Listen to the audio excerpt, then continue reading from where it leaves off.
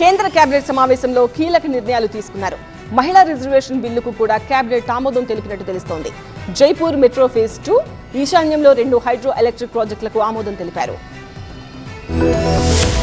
ప్రధాని మోదీ అధ్యక్షతన జరిగిన కేంద్ర కేబినెట్ సమావేశంలో కీలక నిర్ణయాలు తీసుకున్నారు. లోక్సభలో మహిళలకి 33% రిజర్వేషన్లు కల్పిస్తూ చేసిన బిల్లుకి కూడా కేబినెట్ ఆమోదం తెలిపినట్లు తెలుస్తోంది. దీనికి సంబంధించి 3 బిల్లుల్ని కేబినెట్ ఆమోదించినట్లు సమాచారం. జైపూర్ మెట్రో ఫేజ్ 2 కి కేబినెట్ ఆమోదం తెలిపింది. ఖరీఫ్ సీజన్ లో రైతులకి 41,534 కోట్ల రూపాయల ఎరువుల సబ్సిడీకి కేబినెట్ ఆమోదం తెలిపింది. ఈశాన్యంలో 2 హైడ్రో ఎలక్ట్రిక్ ప్రాజెక్టులకి ఆమోదం తెలిపారు. అరుణాచల్ లో కమలా హైడ్రో ఎలక్ట్రిక్ ప్రాజెక్టు ఏర్పాటు చేస్తారు.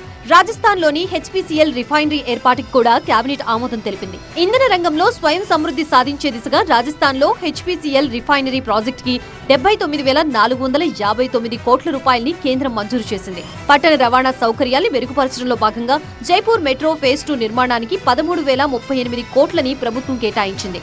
ఈశాన్య రాష్ట్రాల అభివృద్ధిపై కేంద్రం ప్రత్యేక దృష్టి సారించింది. నార్త్ ఈస్ట్ లో కమలా హైడ్రో పవర్ ప్లాంట్స్ స్థాపన కోసం 26,070 కోట్లని కేటాయిస్తూ కేబినెట్ కీలక నిర్ణయం తీసుకుంది.